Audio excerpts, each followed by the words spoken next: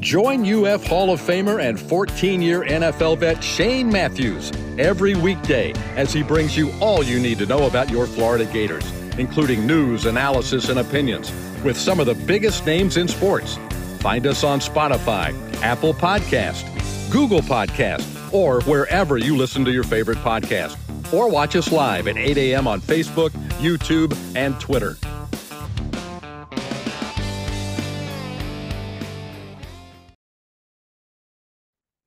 Good morning. It's a live edition of PodUp with Matthews in the morning from the Crime Prevention Security System Studios, large enough to serve you, small enough to care. It's Thursday. That means we'll have our college football analyst, Brent Beaird. We'll also have Steve Russell from ESPN Gainesville. WRUF also does some radio broadcasting for Gator baseball. Get his thoughts on that. Also on the Jaden Rashada and some other stuff going on campus. If you missed it last night, the Mavericks win in a thriller. I was asleep. I go over the Timberwolves. Softball tomorrow at noon against the Baylor Bears, and Final Four action in girls lacrosse as the Lady Gators take on Northwestern to advance to play for a national title. So good luck to all those athletes and coaches. Let's go to the Titan No More hotline, courtesy of Comfort Tent. We're joined by our college football analyst and Heisman Trophy voter, Brent Beaird. Good morning, Brent. How you doing? Shane, good morning. Also, a lot of things going on, to say the least, in college football. But two that we will look forward to are the Lindy's and Athlon are due out basically any moment. So if you're out shopping this weekend, you might want to go by the magazine rack and see if they are in. And also the SEC meetings, the annual meetings in Destin are coming up in a few days. So those are some things that we will be watching and looking forward to that will be coming up. Brent, why do I just picture you rolling up to Publix every morning right now, looking for the magazine? Hopefully I won't get arrested for stalking somewhere. But let's just say I basically keep up every day in some different places and getting the magazines. Yes. Yeah. All right. So speaking of college football, we all know about the playoffs that's coming this year, but I was not aware of this. It's going to be split, the games between ESPN and TNT. Yes. Yeah. This was just announced yesterday. The two have reached an agreement. Now, folks usually don't watch TNT except during the basketball tournament or reruns of Seinfeld or something of that nature, but they have reached the agreement. ESPN will air all other games on its family of networks. That includes the national championship game, which will be played on January the 20th, not the 10th or the 11th, but the 20th. It's later, obviously, because we have more teams. Now, for the next 2 years, TNT will have the first two-round games, first-round games. Then starting in 26, TNT will get two more quarterfinals.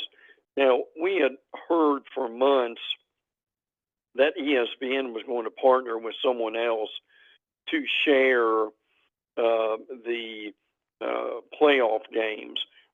Frankly, and they're not going to release this on a press release, ESPN needs the money from somewhere or more money, so that's part of what they're doing.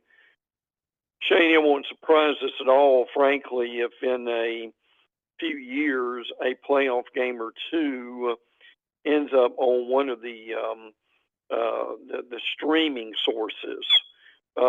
So I would look for that that's coming up as they kind of divide this up, and they'll keep most of it, but they need some money, so they're going to form some of it out. Yeah, Michael on YouTube, brought to you by Quality Plumbing, stole my thunder. I was getting ready to mention this. He says, I hope Charles Barkley will be part of the broadcast with Shaq.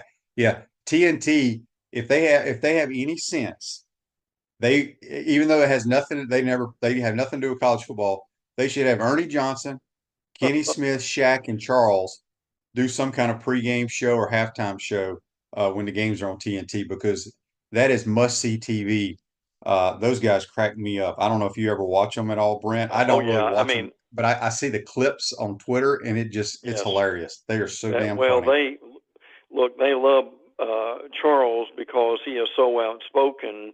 Now, look, the reality of this is um, the NBA TV.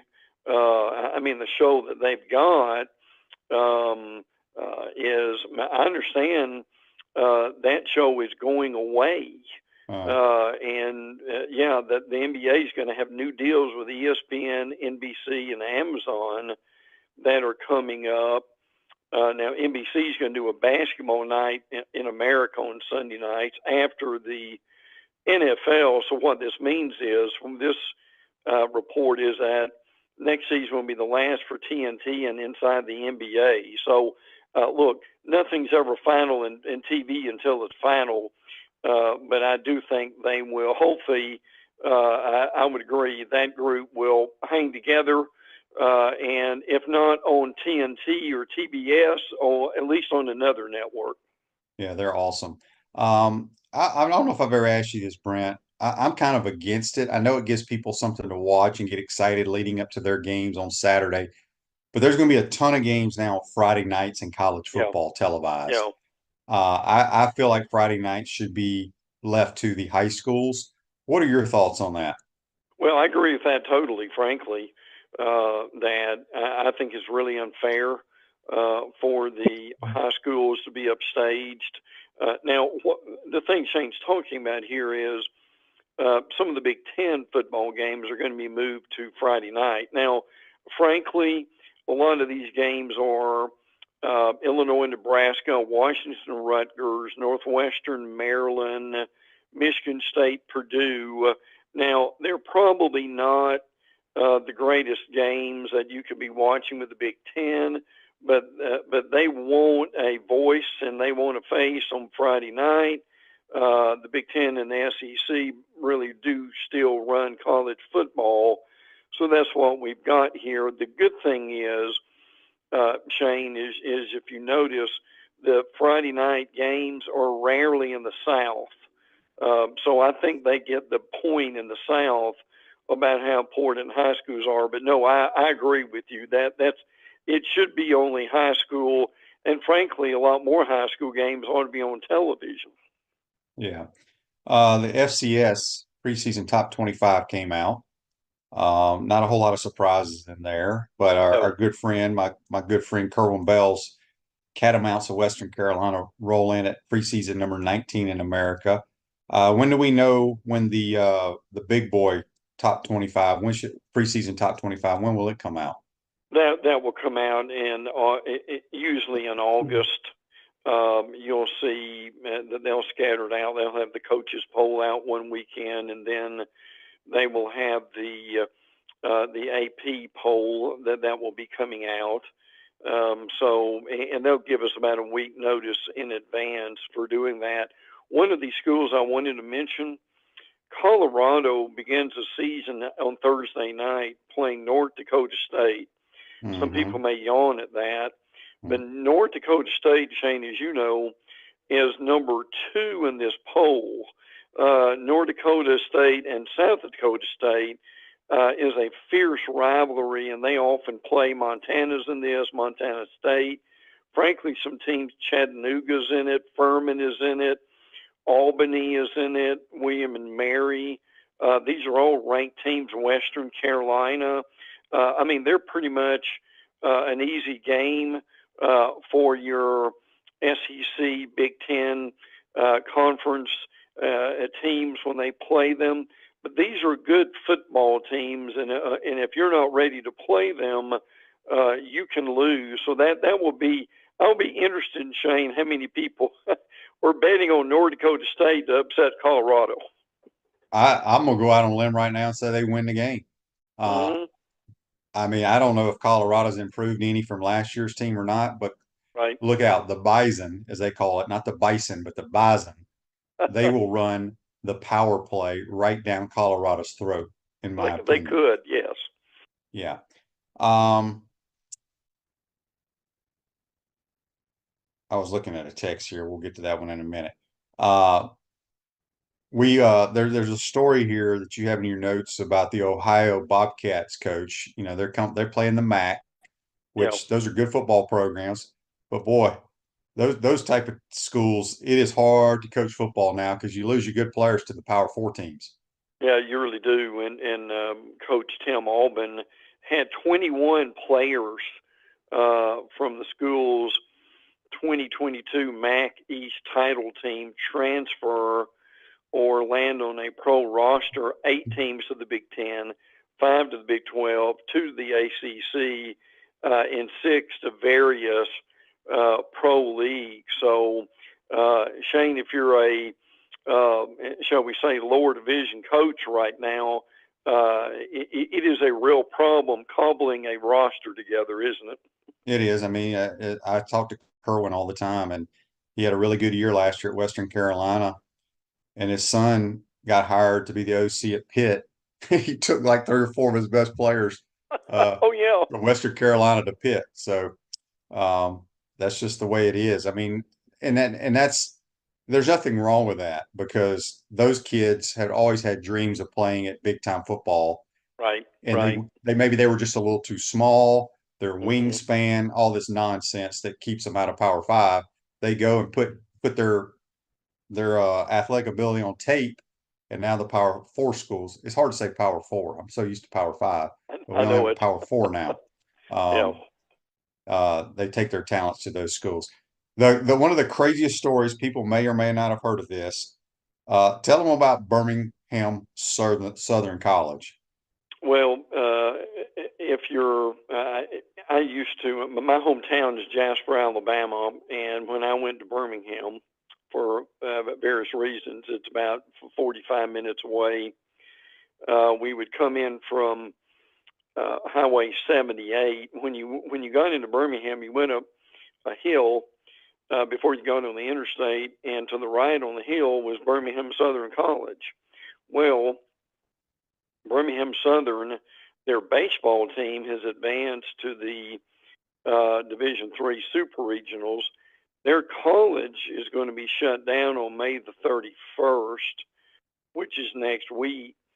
And if they win their Super Regional to advance to the D3 College World Series, they will be playing for a school that no longer exists. Shane, That's I crazy. wonder if they've got a plan for that.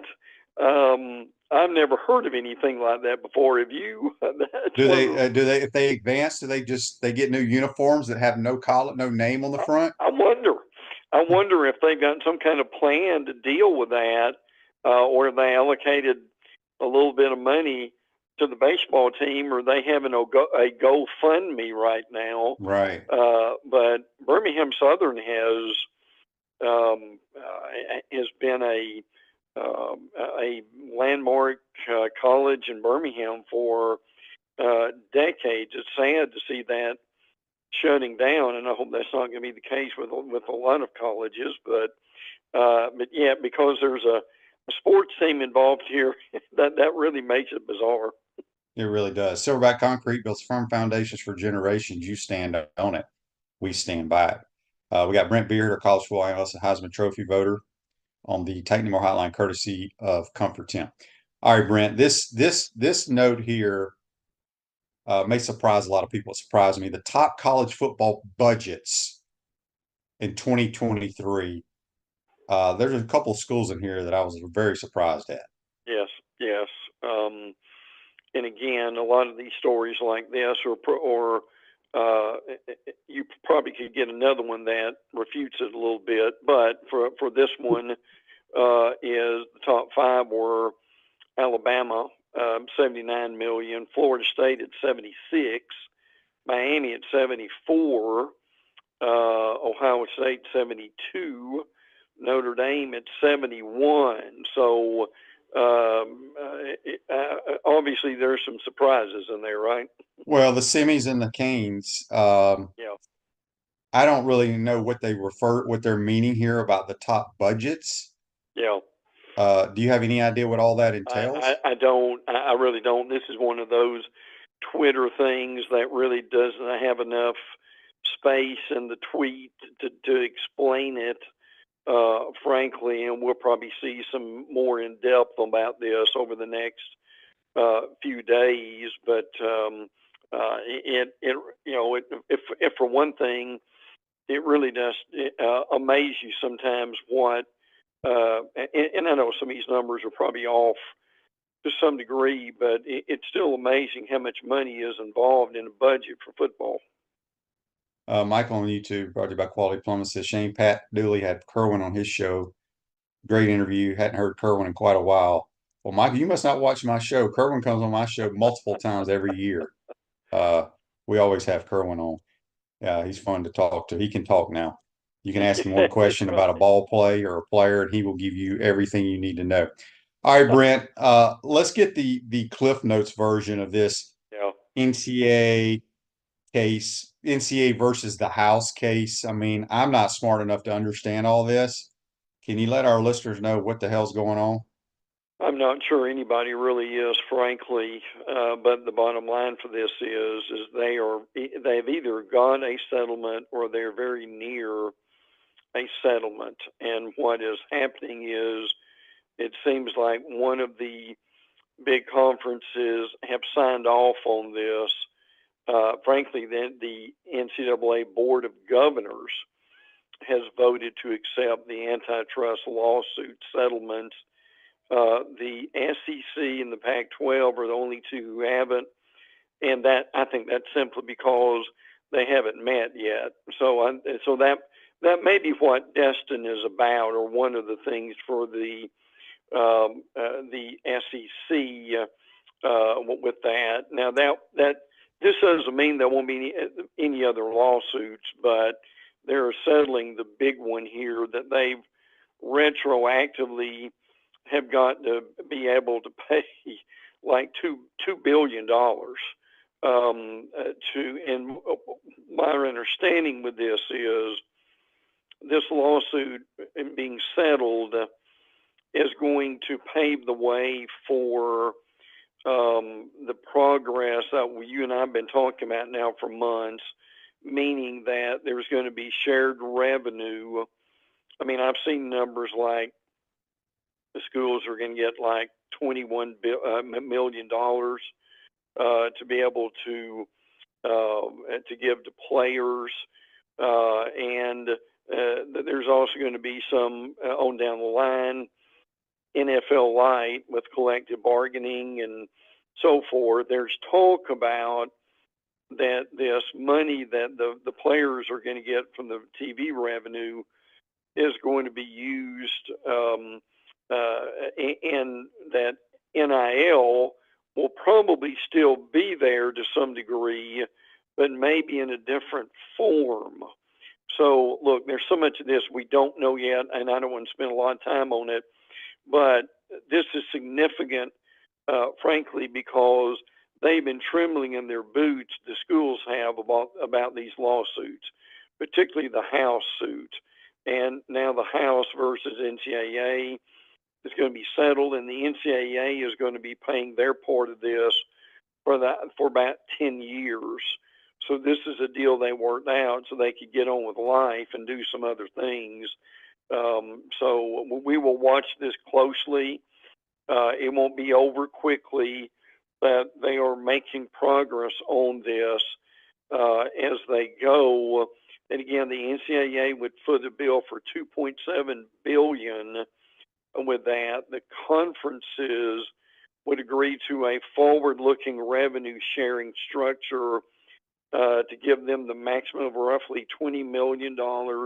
And the athletes part of this is Division I athletes would give up their right to future antitrust claims against the NCAA.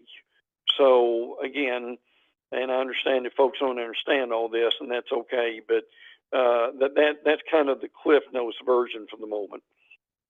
Let's go around the SEC. We'll skip through not much going on in Tuscaloosa, but in Auburn, Alabama, some sad news. A couple of brothers who actually are from the state of Florida, both were shot. One has died. The other one, who plays at Auburn, is in critical condition. Yes, the Tommy Batty, he's from Braden River. He's a running back, was shot and killed in Sarasota a few days ago. His brother, Brian Batty, who is an Auburn running back, he was from Sarasota High in South Florida, was shot in the head and is fighting for his life. Brian Batty is in ICU. Now, we don't know a lot of details and probably don't need to right now, but Hugh Freeze actually tweeted out, I believe it was last night, that Brian Batty had a setback. So our prayers go out to he and the Auburn family. This is tragic, to say the least. So we don't know even if Brian knows about his brother, and what happened there. So just an awful situation, Shane, and our best thoughts and prayers to the Auburn family. Yeah, for sure. Russell has a question here before we move on to the Gators on YouTube, brought to you by Quality Plumbing. Good morning. Go Gators. Shane, would you ask Brent what happens to the Longhorn Network when Texas officially joins the SEC? Yeah, that's a great question. It goes away, is what it does. The SEC network is not going to allow another school to have its own network. That's just not going to work. And frankly, I'm curious what you think about this too. The Longhorn Network was never the success they thought it was going to be. No. Right? And so, and listen, I remember when Mac Brown was at Texas, Mac even complained in an interview that he said, we just kind of ran out of things to do and say on the Longhorn Network Right. after a while. So yes, I mean, it will, after a certain time, and I'm sure there's a date on it, Oklahoma and Texas joined the SEC.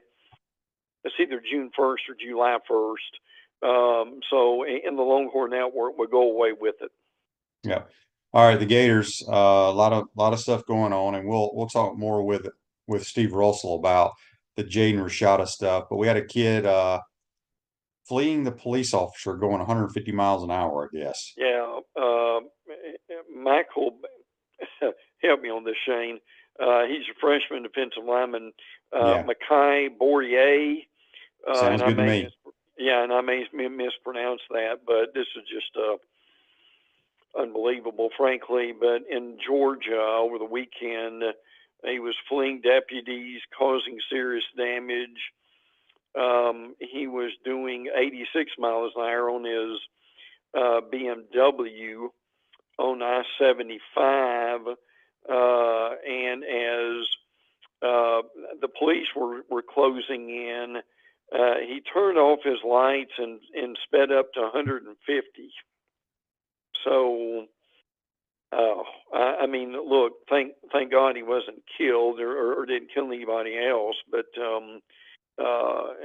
this certainly is not a good look for anyone. And as they say, we'll let the legalese play out with this one. Yeah, for sure. You want to comment on the Jaden Rashada deal at all? Yeah, I don't mind doing that. I'll be honest with you. I number one, I don't think anyone's going to lose their job over this. Look, when the Gator Collective, like a lot of people started, I think they did not quite know what they wanted to do.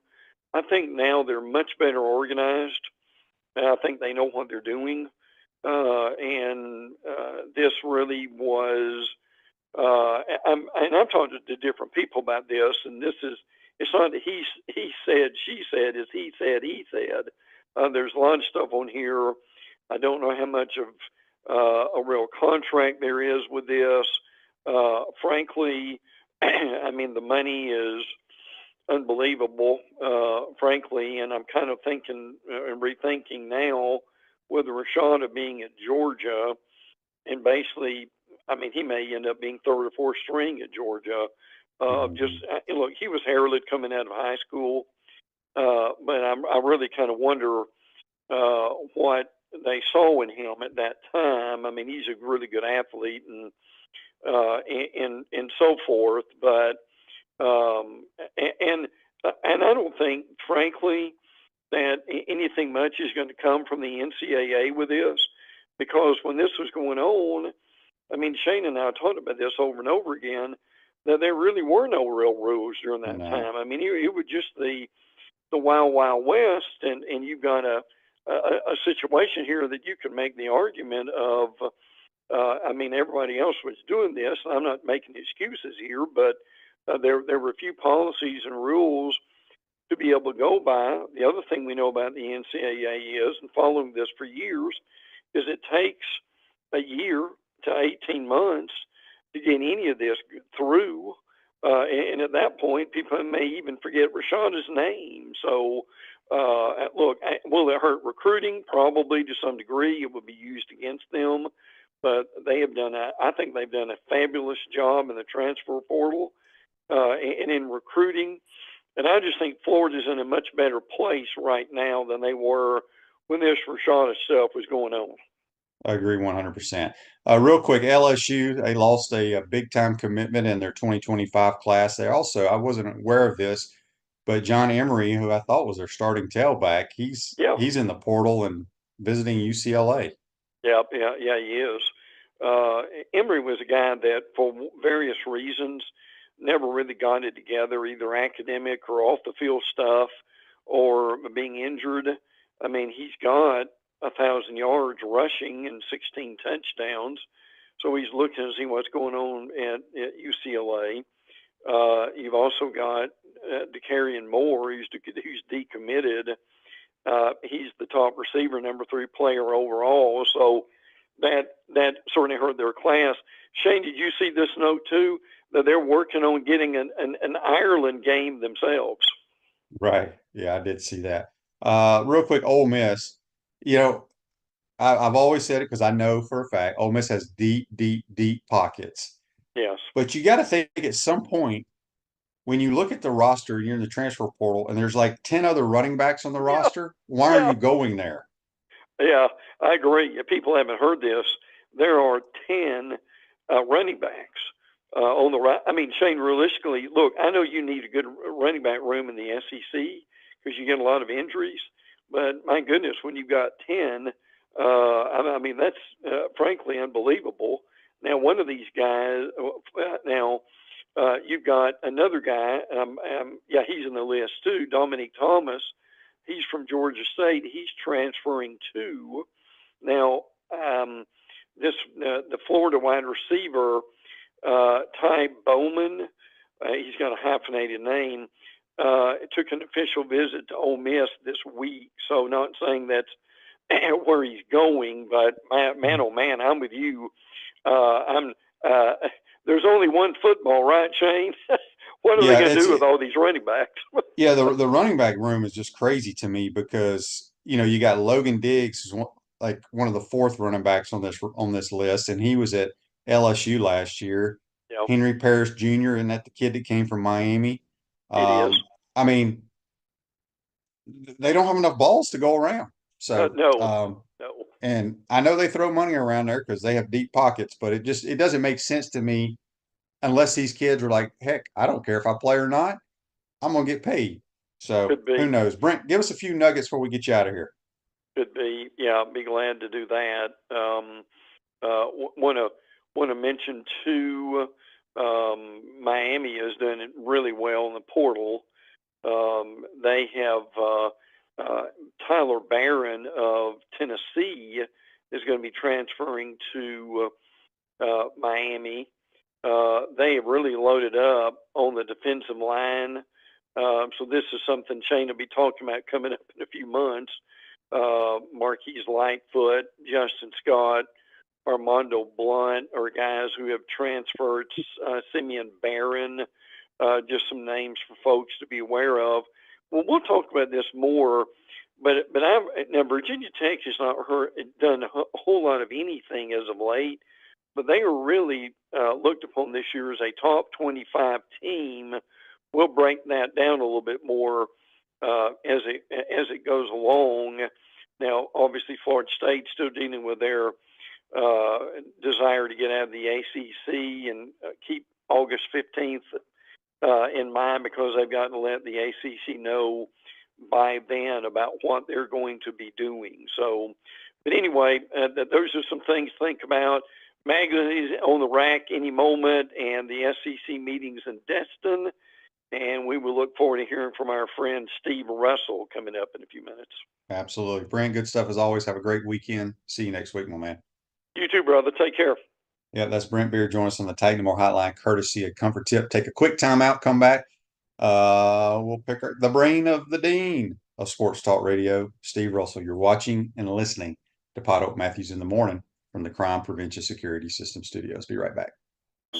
We want to take this moment to thank our sponsors who keep the show going and pay the bills. Our premium sponsors are Crime Prevention Security Systems, large enough to serve you, small enough to care. Titan MRI, Gainesville's only locally owned and operated MRI facility.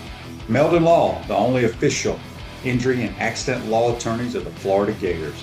Peachland Dental, Gator Nation's first choice for dentistry in Port Charlotte. QC Kinetics, live pain-free with QC Kinetics. Campus USA, put some star power to work in your financial life with Campus USA Credit Union. Comfort Temp, comfort is our business, peace of mind is our promise. Dave & Buster's, eat, drink, play, watch. Our gridiron sponsors are UF Bookstores, Silverback Concrete, Rue's Ogre State Farm Insurance, F45, Quality Plumbing. Our touchdown sponsors are Adams Ribs, Gator Dominoes, Celebrate Primary Care, Gator Bait Media, Okido America, Style Cuts, Ironwood Golf Course, Big Mills Cheesesteak, McDonald's of Gainesville, 84 Lumber, Dowling Signs, Baker Sporting Goods. If you're interested in promoting your business on the show, call Freddie at 352-284-3733. If you like what we're doing here, make sure to follow us and support the businesses that support us. Pro football legend Emmitt Smith understands your joint pain. It does not surprise me that there are a ton of people out there that's in pain. That's why Emmitt is such a proponent of QC Kinetics, offering real lasting joint pain relief with non-surgical, all-natural biologic treatments. Whether it's a joint pain, ankle pain, shoulder pain, neck pain, back pain, hip pain, any kind of pain, the body eventually will break down when it's under that much stress. That stress can cloud your judgment to the point that you'll just say yes to the scalpel or yes to another prescription of pain pills. But maybe it's time for a second opinion from QC Kinetics. The reason why I would recommend this is because the natural biologics that QC Kinetics is providing you gives your body a chance to naturally heal itself. Restorative, regenerative solutions are here. Get lasting relief and live your life. Call QC Kinetics, 352-400-4550. That's 352-400-4550. QC Kinetics, 352-400-4550. Welcome back to the Crime Prevention Security System Studios, large enough to serve you, small enough to care. Rue's Ogre State Farm Office is a team of dedicated insurance professionals ready to help life go right with the right insurance options for you and your family. Visitogreinsurance.com. Give them a call at 352-240-1779. We're going to go back to the Titan MR hotline, courtesy of Comfort Temp, and it's the Dean of Sports Talk from ESPN Gainesville, WRUF. And he also chimes in and broadcasts a few baseball games here and there. Steve Russell. Good morning, Steve. How you doing, bud? Hey, Shane. I'm good. Good to be here, bud. Yeah, I wanted to get you on. First of all, let's start with baseball. You've called a lot of games. They are what they are. Not a very good team this year, but they are above 500, and that is a criteria to get into the NCAA tournament. I think they're in, and I'm going to get your thoughts because we were talking before you came on.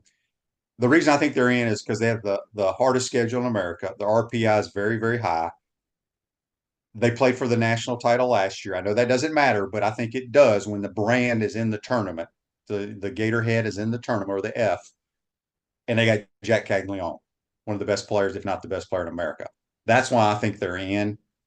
Now, you tell me what you think. I agree. I think they're in today.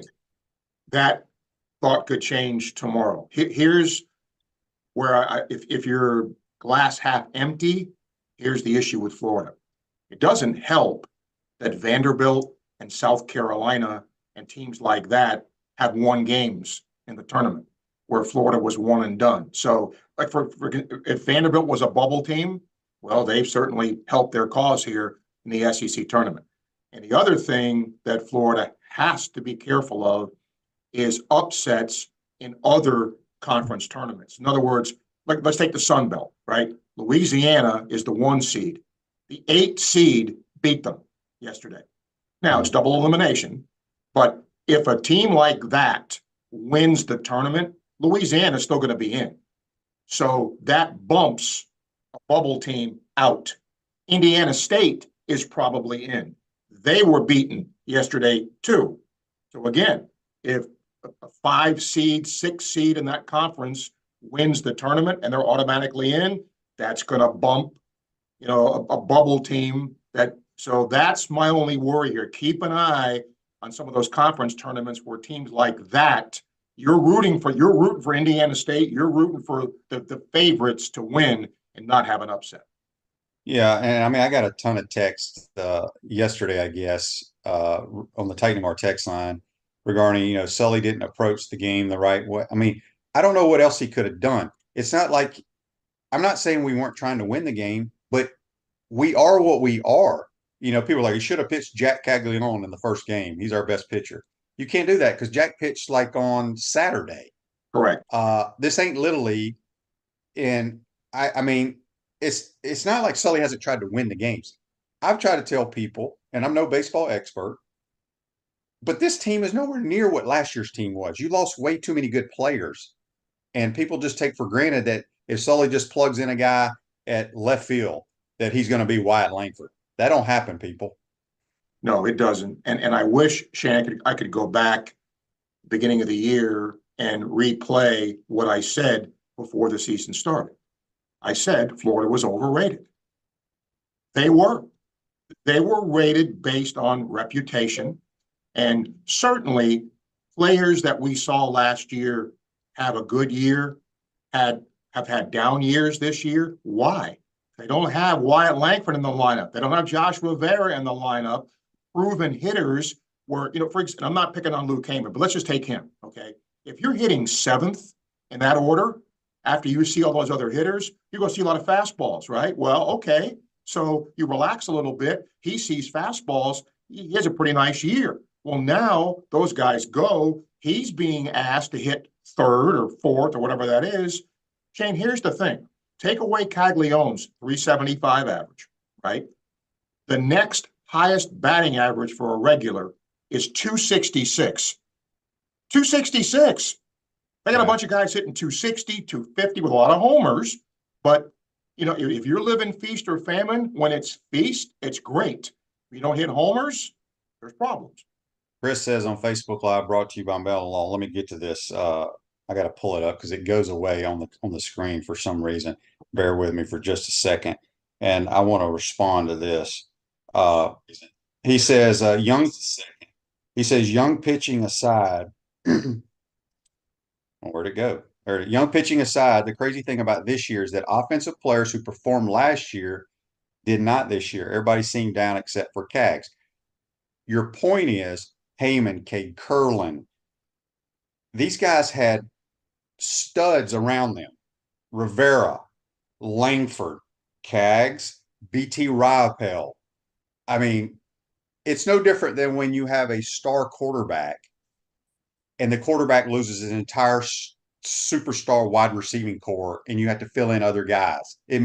Those guys are not as good as the other players. And I think that's where sometimes people, as successful as Sully has been, you just don't plug them in and year out. No, look at LSU. I mean, they're playing pretty good now. They're kind of catching fire late, but look who they lost, right? You're losing a guy in Skeens who's pitching in the big leagues now, right? And you had the number 2 or 3 other guy get drafted. Those guys don't get plucked from trees. They're hard to replace. And the pitching this year, that's the other part, didn't really materialize. And some veteran arms didn't have a good year. Yeah, pitching wasn't great, and your lineup's not great. That's why you're a game over 500. Yep. JB says on Facebook Live, brought to you by Mel Law, are we allowed to say Sully has done a crappy job this year? We're allowed to say anything, but I don't think he's done a crappy job. I mean, that's just then I guess Coach Johnson's done a lousy job too. Yeah, I think, again, I go back to Sully's a damn good baseball coach. Sully knows more baseball than we all do. He knows his team. Did the kid who was supposed to come here and pitch that signed a major league contract hurt the team? Probably. But some of these guys have not panned out. Joseph says on Facebook Live, do you guys think Colby Shelton progressed this year with the Gators over his freshman year at Alabama? I thought when he first came here, he'd be a one and done. I'm not too sure now what his draft status is going to be. If I had to guess, Shane, unless he signs for less money, he'd be back next year to try to improve his draft stock. Because, again, guy with a world of talent, a lot of home runs, but a lot of holes in the swing, obviously. James in Fort Myers on the Titan of our text line says, Steve, what do you think Sully does this offseason? I guess he's referring to what kind of changes he might make. Yep. What we don't know, and for those who don't know, the crazy thing about when the portal opens, it opens Monday. So we're going to start to see, who's in the portal and who isn't. That's where it starts. If I'm coaching, what's my team like? Who's staying and who's going from my team? I have to know that. Okay, now I know that. Now I know what holes I have to go out and fill either through the portal or, guys that were here. A couple guys had Tommy John, right? Are they going to be back next year? Are they going to be part of what Florida's going to do? Florida needs more NIL money to compete. Florida lost some players that wanted to come here, but frankly, Florida got outbid, and hopefully that'll change, and then they can get some more players in the portal. But we don't know that. I mean, again, until we see who's going to get drafted, who leaves the team, all that, it's hard to say what they're going to do. Yeah, very true. No doubt about it. Before we switch gears to football, I think this is one of Tim Walton's best coaching jobs. I think it's one of his best teams he's had. I think their lineup is outstanding. The freshman pitchers have been great. I expect them to roll on into OKC. What do you think? I do too. Baylor's coach is kind of an old school guy. And if you look at their lineup, it doesn't even come close to what Florida does offensively. If they win, Shane, they're going to win with their pitching. I don't think they're going to win a 12-10 game. If Baylor wins, it's going to be 4-2. Something along that line. The way Florida's hitting right now, I don't think those scores much they did against the teams that were here last weekend. But I'd be shocked if they didn't advance. And the great thing about them offensively, Shane, they can beat you in a lot. They can homer you. They can stolen base, small ball. And they've done a great job with the young pitching. Now, there was a point, remember when they got beat by Florida State? They lost like 5 of 8. It was like, what's happened to the pitching? Skylar Wallace wasn't hitting. That's all forgotten now because they're playing arguably their best softball right now. Yeah, for sure. We got a text on the Technomart text from Jimmy. He want to know, are you and Cardozo still doing the what's the show y'all do called? Yeah, we're doing the On Deck show. Okay. One more week. Next Tuesday, I think, is the last show. Okay, very cool. All right, switching gears to football. With this lawsuit coming out from Jaden Rashada against Napier and stuff, give me your thoughts, Steve, on what you think is going to happen and how stupid it is. We don't have enough time here, buddy. We just don't, because you and I are in a complete agreement on this. First of all, to offer the money that was allegedly offered here with a kid who is unproven, I don't care who he is, that in and of itself is everything here. It's ridiculous. It just, okay. I mean, pro people don't make some of that money, right? So that premise is just skewered. It's off. But what happens now? If I could tell you that, I'd be a rich guy, because I just don't know where this goes from here. This much I do know. The NCAA was investigating Florida and was investigating Florida based on this whole Rashada thing, but it backed off because of what happened in Tennessee and Virginia with the laws that they passed. So I don't think Florida is going to get hit by the NCAA. Now, I'm no attorney, but I think the question here is, and look, take Rashada's name out of it. If you were him and you felt you were promised money and you didn't get that money for whatever the reason, I think I'm entitled to it. That's what he's basically saying here. There's going to be a lot more to that legally, but it's a tough spot for Florida here, I think, Shane. I think it's a tough spot. Yeah, on the Titan Mark text line, this is from Jackson. He says, Steve, in your opinion, is this the end for Billy Napier? No, I don't think so. But if, depending on how this goes, Shane, in this world that we live in, right? If Billy does not have a good year and this goes in the wrong direction, there's an excuse. Hey, this happened. We can't let that happen anymore. So there's a built-in excuse here to get rid of him. And it's a shame, Shane, I don't know if you share this. For a change, there seemed to be some positivity around the program. This could not have come at a worse time because he did very well in the portal, on paper, did really, really well there. They got people at positions that they needed to get better at, offensive line, deeper receiving core. They did all that. It looked like, maybe they're going to be a little better than we thought, and this hits. So hopefully it doesn't take away from what will happen in the course of the season. Yeah, like I said, you're right. The bottom line is you guys still got to go win football games. Everybody forget all this. You win football games.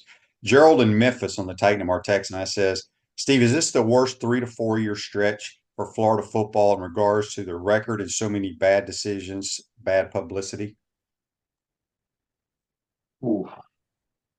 I've seen some bad teams. I've been around here a long time, and I've seen some bad teams. Florida had a really bad stretch, 78, 79, right? 79 didn't win a game. So there was a bad stretch there. But remember, there wasn't social media then. There wasn't any of that. And remember, Florida hadn't won a thing. Florida had never won at that point back in the 70s. So it was like, okay, the moniker was wait till next year. But in terms of, today and what Florida's done, I'm not sure if it's the worst, but it's not good, obviously. Right. And I don't know, Shane, because the league is better now, right? How do you climb out of this? Because there's a lot of teams right now, I think, ahead of Florida in the pecking order. Yeah, live a healthier lifestyle with our bold, flavorful smoothies and our amazing food. Tropical smoothie. When you eat better, you feel better. A few more minutes with Steve Russell on the Titan MR hotline, courtesy of Comfort Temp. Wes on YouTube, brought to you by Quality Plumbing, says, does anyone know if the meetings in Destin, talking about the SEC meetings, are open to the public? I do not think they are. Media goes. I've been there before. I would be shocked if the SEC does not vote, as the other big conferences have, to go along with this settlement, the House lawsuit settlement, because 3 of the other power conferences have. Even the Pac-12, as it exists like today, is going to vote on it too. And so I think all the power conferences will vote to do this, which means something like $2.7 billion with a B will now be distributed to players from the past that didn't get an NIL opportunity. When is the selection show? Is it Sunday night or Monday? Monday. Okay. And I think if the Gators are to get in, is it going to be, because they try to do it like regionally, so teams don't have to really travel. Are we looking at like going to Tallahassee probably? If I were to guess that, yes. Again, depending on, sometimes when you have other teams that get in, it skews it a little bit. They move people around the chess pieces, so to speak. But yeah, if I had to guess, I saw East Carolina, earlier on. I even saw Stillwater, in one of them. But again, if I had to guess, it'd be FSU. Yeah, and the Gators will be a 3 seed. There's no way they're going to make an SEC team a 4 seed, right? No. I think Florida A&M or somebody like that, would be a 4 seed. Yeah. All right. Last question for you here. This is from Jim on the Titan MR text line. He wants to know, Steve, what's the most important game on the Florida football schedule, in your opinion, this year? Game 1. I agree. Game 1. If you lose to Miami at home, you lose to an arch rival, you lose to an ACC team, all of that, right? Oh my gosh. Your phone will not, you'll be up on the, what is it, what's the post-game show called? The extra point, yeah. The extra point, you'll be doing it for like 6 hours. Yeah. So, I mean, and I know it sounds kind of dumb to say game 1 is the most important game, but it is. It is. It sets now look, can you bounce back from a loss? Sure you can, but just the immediacy of it and, oh, here we go again. Yeah, and at home, you got to win that game, man. You got to win that game. Agree. All right, Steve, appreciate your time. One more time, you and Cardozo with your final baseball show next Tuesday. What time? Yep, Tuesday, 11 a.m. And we're going to take the holiday off, so we'll be back with that on Tuesday. Awesome. Steve, appreciate your time, my man. Appreciate you, man. Thanks, Shane. That's the Dean of Sports Talk Radio. Steve Russell join us on the Titan MR hotline, courtesy of Comfort Temp. Speaking of Comfort Temp Heating and Air is looking for an enthusiastic, motivated comfort specialist to join our team. $1,000 sign-on bonus after 90 days. Awesome benefits and the opportunity to grow with a winning team. Apply today at comforttemp.com. Comfort Temp Heating and Air. Comfort is our business. Peace of mind is our promise.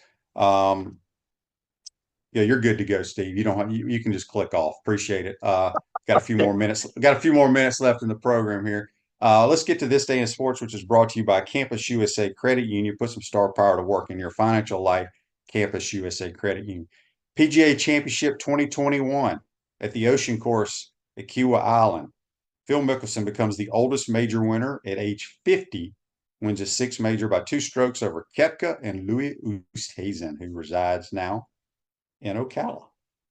That's This Day in Sports, brought to you by Campus USA Credit Union. Ted says the Extra Point Show should be renamed the Sudden Death Show. Yeah, Steve does a great job with those shows. I don't know how he does it all night, taking questions and comments from everyone. Pioneer Ron on YouTube says, we sort of ran Spurrier off, talking about all the comments and things. Look, everybody has their opinions. But Sully, to anyone that thinks Sully does not know what he's doing, is clueless. He knows more baseball than anybody on this show or anybody commenting. He knows his team, and trust me, he's trying to win games. I think when it's all said and done, we were not very talented this year. Does that fall on Sully? Yes. Maybe they made some mistakes in recruiting some of these highly ranked kids. It's not like we're just we don't get like 2 stars and 3 stars to come play baseball at Florida. We get the cream of the crop. So sometimes guys, you reach a potential at certain points and maybe not, they don't get any better. But hopefully they'll have a turnaround next year. Hopefully they make the postseason. And, who knows what might happen. But regardless, I hope y'all enjoyed today's show. I want to thank Brent, Beaird, and Steve Russell for joining us on the Titan MR hotline, courtesy of Comfort Temp. Have a great day, folks. We'll see you tomorrow. Take care.